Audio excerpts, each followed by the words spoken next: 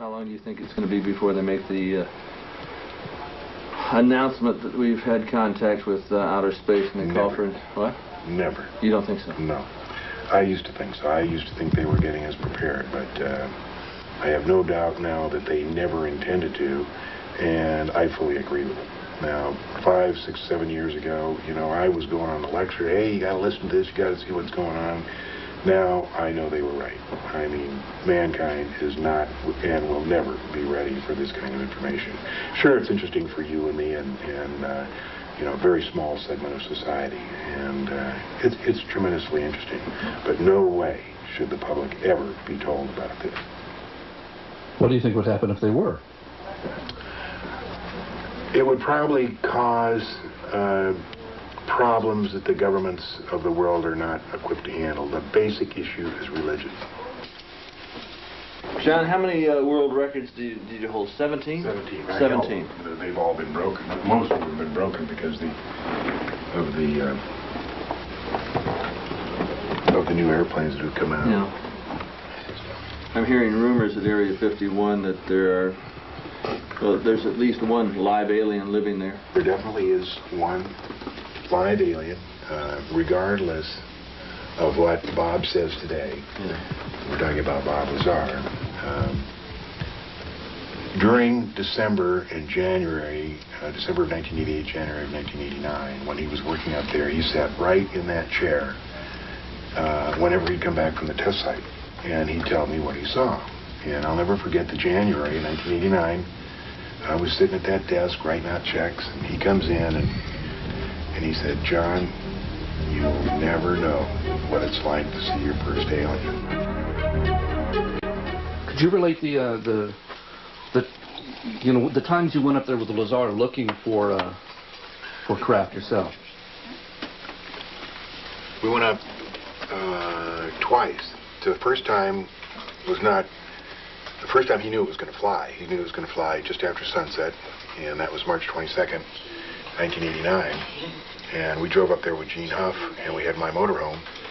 And we pulled in just as it was getting dark, and I was setting up the Celestron scope. And they were outside looking. They said, "Here it comes." And you can see this real bright light coming up from behind the range. So I got the Celestron scope hooked up and got it focused in, and had, you know, like maybe about 15, 20 seconds. I don't have the scope here, but it's 8 inches, and it's a huge scope, and the disc, you know, pretty much filled the field of view, and it was tilted like about 30 degrees. It was kind of yellow-orange, and it was kind of diffusing, and I just saw it just as it started to go back down the mountain. And we waited a couple hours that night and didn't see it again. The next Wednesday night was March 29th, and I was on a flight with American Transair stuck in Minneapolis. That's the night I phoned Bob and said, "What's going on?" He said, "We're going fishing." And I thought, oh, neat. And that was his code word for we're going up to Groom Lake. Well, several weeks later, when they took him up to Indian Springs with a gun pointed in his head, they said, "Oh, that comment about going fishing, boy, it sure took us a long time to figure that out." They were pretty sarcastic over it. You know, they were taping both our phones here. Anyway, that was the night that they got the film of the saucer stitching its way across the sky, the night sky that George Knapp and a few others used. Incidentally, the first night we were so excited that the video camera stayed right on the bumper of the motorhome. It didn't get pointed at it. I don't know why that happens, but it does. Anyway, the third night was April 6, 1989, and that's when Gene and me and Bob's wife, and his wife's sister went up there. We rented a car because I had blown the transmission on the motorhome, and Bob just had a two-place 280Z, and I had just my truck, so we rented a car to go up there. There was no mystery about that, which people make a big deal about, but we just had no other way to get up there.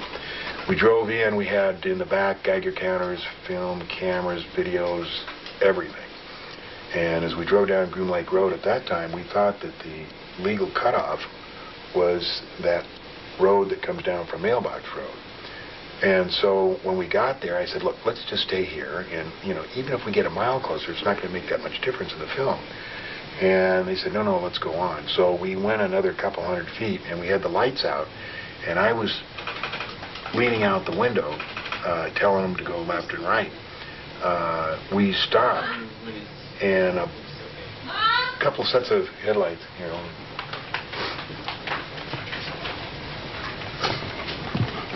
As we stopped, a couple sets of headlights came on in front of the vehicle, and we decided to run because I thought we were in illegal territory. As it turns out, we weren't, and we could have all avoided a lot of trouble. And Bob never would have lost his job, and I never would have lost mine if we'd have just, you know, sat there and let them walk up to us. But the fact is, we thought we were in illegal territory, and we turned around. We started going 90 miles an hour down the road with them in hot pursuit. We almost made it to the highway, but they had sent another Bronco around and cut us off. And when we saw him coming down the road, we stopped. Bob ran out in the desert. I jumped out and started setting up the telescope, and that's when the first Bronco came to a halt. And I ran up and threw my hands against the top of the car, and I said, you know, holy smokes, you guys aren't dopers, are you? You scared the hell out of us out here. And they get out, and they all were armed with machine guns, and they stand around. There was like 4 or 5 of them, and they stood at port arms around us. And the one guy said, what are you guys doing up here? And we said, oh, we're just looking at the stars. He said, well, why did you run? And I said, like I said, we thought you were dopers. And he said, well, we're not. We need to see some identification, and we showed him some, we had to give him our Social Security and the driver's license, and he ran it, and all this process took about 30 minutes. And he said, we can't kick you off the range here because it's BLM land. He said, but we'll make it awful uncomfortable if you stay here. So they turned around, left. We stood behind the car waiting for about 15 minutes, and then Bob comes out of the desert. And we start talking about all the stuff that we'd done, the 3 weeks before, the 2 weeks before, all the stuff that we had done that night, all the preparation and everything, not realizing that all the time they had just gone about maybe 100 meters down the road and were filming us in infrared and listening to us with a parabolic microphone, all of which was made readily apparent to Bob the next day when he was taken up to security. But anyway, we had no idea this was going on, even though there were several real good clues. And one was, one of the guys down there dropped a scope. And we not only heard it, but we saw it, and we saw a cigarette. But nobody ever decided, you know, I don't even know why we didn't go down and investigate. But the fact is we didn't. So anyway, we packed up our stuff and went out on the road. And as we got to the highway, we were stopped by the Lincoln County Sheriff, Doug Lamoureux, who has since become a good friend. And he kept us there for an hour. He wanted to see in the trunk, but we wouldn't let him in there, mainly because that was where the gun was that Bob had taken out in the desert. But anyway, it seems that Lamoureux knew exactly what was going on. He wanted to know why there was 5 people in the vehicle now and only 4 on the test site, and he wanted to know where the gun was. So obviously there was communication between the security forces on the test site and the sheriff. Anyway, we stood there for an hour. Nobody said anything. And finally, to bring this all to a halt, Bob decided to confess that it was his gun, and it was in the trunk. And I saw him walking to go ahead and do it. And at that split second, Doug said, okay, look, here's what we're going to do. I've been advised to release you guys, but we don't want to ever see you here again, ever. And he let us go. And it was a real quiet ride home that night. And the next day, Bob's boss, Dennis Mariana, called him up and said, Bob, I'm going to pick you up. Don't go to the airplane. I mean, don't go to the EG&G. He picked him up. He drove him up to Indian Springs, which is this site of the entire security for the test site. And they actually pulled him out of the car with a gun in his head and a gun in his ear and said, Bob, when we gave you the security clearance and told you this was a secret, it didn't mean you could tell all your friends about the flying saucers. Now, do you want to work with us or not? And he was non-committal. And for the next few days, he was making up his mind. And I think the reason he decided not to continue working up there was the fact that the last 2 trips that he made up to Groom Lake, he could remember flying up and flying back, but he couldn't remember what they did. And the mind control program that they have for the people that are involved up there in very, very classified programs is disconcerting. You can remember everything you have to when you're up there and work and everything, but when you come back, you can't remember anything. All you can remember is getting in the airplane and coming back. And that was real disconcerting to Bob, who has an IQ of way over 200. And the tunnels that are going from the Groom Lake facility, it goes out across and underneath the Tikaboo Valley, as I understand it. They're 70 feet across. I don't know too much about the tunnels, but we did find a new base out there. It was kind of interesting. I heard about it in 1983-84. A friend of mine was in construction, and he was up there working on TTR, Tonopah Test Range. And I was pumping him, and I said, "Hey, anything else going on up there?" He says, "Yeah, as a matter of fact, there is." He said, "Over on another range, they're building something." Then I talked to a guy who drove a fuel truck up there, and he said, "Yeah," he said, "Once I was delivering fuel up to TTR, and he said, where we come in at Gold Reed, he said, I had to wait for something like an hour for a procession of cement trucks going by." He said, "It was just unbelievable how many cement trucks there were." And the facility is called Sandia, and I'll show you where it is. It's in Paiute Mesa, and they started in 1980, and they finished in 1987. I did a little story down here on Channel 3 about it. And a guy called in after the newscast and said, "Yes, I'm from originally from El Paso, and I was hired to work on Sandia." And he said, "Yes, we started in 1980, finished 1987. It's totally underground. You can't see anything above ground, and believe me, I've tried. Even though the closest point you can get to it on the..." You're going to show me the picture? Or where? Which ones? The location of it. Yeah. The closest you can get to it is 25 miles. And it's a long ways. The guys that fly into it say that when you land there, and I'm talking about EG&G Special Projects, they take the passengers in and out. They say you can't see the runway until the last second. And then they land. They're not allowed to ever get out of the airplane, like up at Groom Lake. They can go to the cafeteria. At this place, they have to sit in the cockpit. They're not allowed to get out. When the passengers get out, he said they just go behind a little knoll and disappear. I'm sure there's stairways or whatever, but there's nothing. You can't see anything up there. It's very well hidden. And during the Gulf War, a friend of mine talked about it. I think this technology of hiding runways came about in 1980 because I heard about it then, but I didn't have any examples during the Gulf War. During the Gulf War, I worked for a cargo company that did a lot of flying into the Gulf. And although this didn't happen to me, it happened to a friend of mine where he got down to Cairo and got just south of Cairo about 100 miles and got vectored by the American Airwax for delivery of what was in the airplane. And it was at night, and they couldn't see anything, and he was told when to put his flaps down, when to put his gear down, and at 500 feet, lights came on, and he landed there. They unloaded, took off, and went on his way. Since we navigate by inertial guidance, he knew exactly where he was, and he had occasion like a week later to come over the same spot, and it was just the middle of the desert. There wasn't a trace of anything, nothing. So they have really good capability of hiding runways. Now, people think Groom Lake is a one-of-a-kind facility, and it is a very big secret facility. But like in 1980, there was 30 other what they call AXOs, aircraft access only. You can't drive in it. In 1980 there was 30. So today there may be more. There may be more. There may be less. But this Las Vegas, this Highway 95. This is 93. This is Mercury. This is Beatty. These are the places where I was trying to hike up to. They were the closest to the border that you could legally look in the Sandia. Here's Sandia. When they built it, they put this extra little security range around here. There's absolutely no indication that anything is there except an enormous power line going right into there, and it just stops now. Coming from where? Coming from down here, maybe down as far as here. This whole area is NRDA, where they originally built the nuclear rocket. All that facility is there. This is the famed Yucca Mountain where they want to store stuff. This is Groom Lake. That's the new strip there. TTR is up there. The orientation of the runway is there.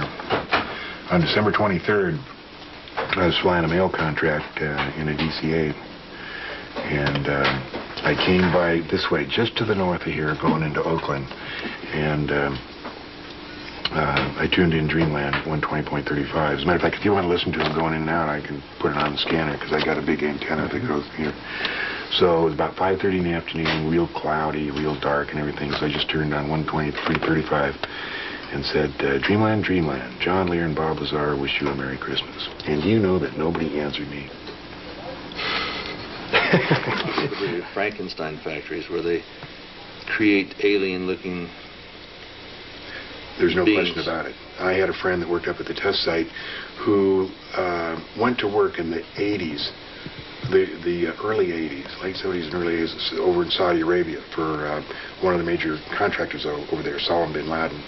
And he had a lot of strange things happen. He came back, you know, and before I got into this in 7 years ago, I was relatively straight. I mean, I, you know, did my stint for the CIA. I believed in, you know, God, apple pie, and Chevrolet, and, you know, flying saucers to me were, I mean, just, you couldn't even mention it. You know, I wasn't interested then. So we sat down in the early 80s at my house over on the other side of town, and we're guys, you know, what's going on, and nothing, and there was kind of a lull in the conversation. He says,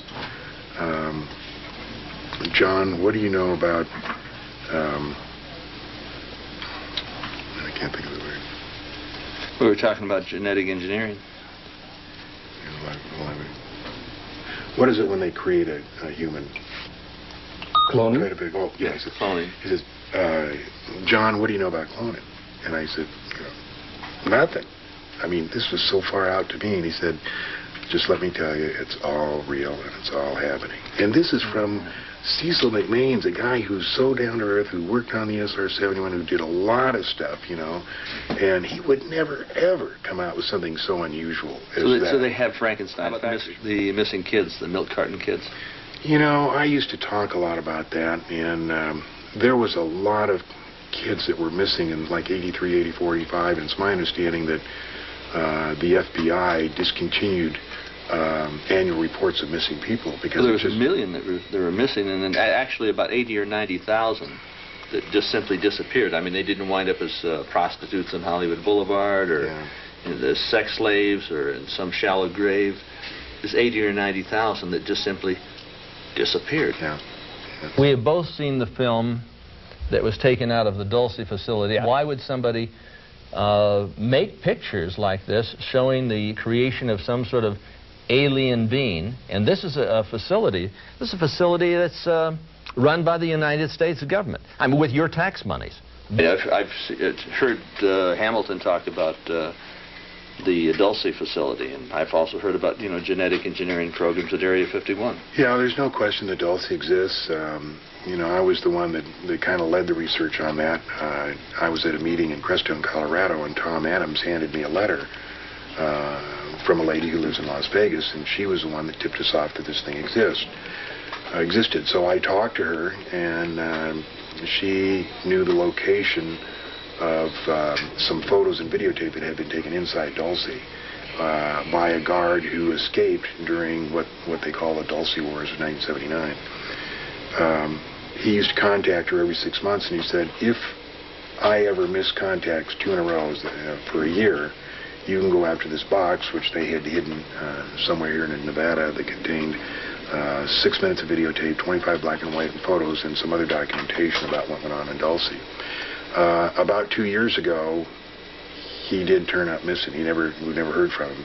And I think there was like 12 or 13 attempts after the box, but it had been hidden maybe at least 10 years ago in the terrain and the foliage and everything changed. I don't think they ever got it out. He said on level 5 he'd walk on by and people would be in cages and screaming and begging for help, and he was told to walk straight on through and not look or pay attention. Yeah. These people are all mad. I heard that. And then from another source, Air Force engineering source, I heard that when he went there, they referred to it as Section D. And then Bob heard it referred to when he was up at the test site just once, and somebody said, mentions something about being shipped to Dulce, but that's the only reference he ever heard to it. Now, I call these, the guys who are working in the facility as Igors, the invisible government's obedient robotons. It really is a Frankenstein factory. I'm hearing rumors at Area 51 that there's at least one live alien living there. There definitely is one live alien, regardless of what Bob says today. We're talking about Bob Lazar. During December and January, December of 1988, January of 1989, when he was working up there, he sat right in that chair whenever he'd come back from the test site, and he'd tell me what he saw. And I'll never forget the January of 1989. I was sitting at that desk writing out checks, and he comes in, and he's a little fidgety. And after the first night that he got back from the test site, we never discussed anything in this room because they seemed to know everything that was going on. So he came in, sat down, and he looked fidgety, and he kind of went, you know, let's go. So we went out in the back. There's a stable back there, a little alley back there. And I remember that I was, you know, thought he had something really neat to tell, so I didn't grab my coat. I was in a short sleeve, and we went out there, and I remember it was bitter cold. The wind was blowing, and we stood in the alley, and I said, what? And he said, John, you will never know what it's like to see your first alien. I said, God, neat, how'd you see it? And he described the circumstances of walking down this hallway, being led by two guards, and going down the hallway and looking through this window. As a matter of fact, I have the original drawing that he drew this scene. And he said it was maybe a 12 by 12 window, and it had wires running through it. And he looked through it, and there was two scientists facing him in white lab coats, and the little gray talking to them. I said, could it have been a doll? Could it have been a midget? He said, no, John, it was an alien. And it was just really neat. He said walk down once, and then when he came back, he looked in, and they weren't there. And today, you ask Bob about that, he says, well, that's what John says, you know, but I really don't remember myself. But I remember. I remember the night it happened, and I remember going out and him being pretty excited. Do you have the picture? Yeah, I'll show you a little drawing that he made of what it looked like looking through the window. See this thing here? This is the piece of paper that Bob drew that night. Yeah. First of all, he drew how the hangars were, 360 feet, each 46 bays. This was the corridor, this was the window, and those were the two scientists, and the little gray. The scientists are facing us, the gray is going that way, and that's what he saw through that window. And he's very meticulous, showing, you know, where and under what circumstances he saw it. This is the drawing of how the hangars fit up against the mountainside. So this is the gray here? Right there. Yeah. Yeah, these are the two scientists, and that's the window he looked through. Oh, I see. You know, in 1962, Kennedy ordered what became known as the report on Iron Mountain, and what he was interested in was finding out if there's anything other than war that could stimulate the economy to the extent war could. We've always had a war to stimulate the economy. Always had one. In recent years, we had Vietnam, and then Saddam Hussein, which was all manufactured. I mean, I flew an airline. For an airline, we used to take the troops, American troops in there, Green Berets, to train Saddam for the 2 or 3 years before that war. You know. Well, they create the crisis. They create the crisis. So the report from Iron Mountain said really that there was nothing that would stimulate the economy as well as war. And they had considered medical research, space research. They said that there was one thing that would stimulate it, and that was a threat from an extraterrestrial species, real or imagined.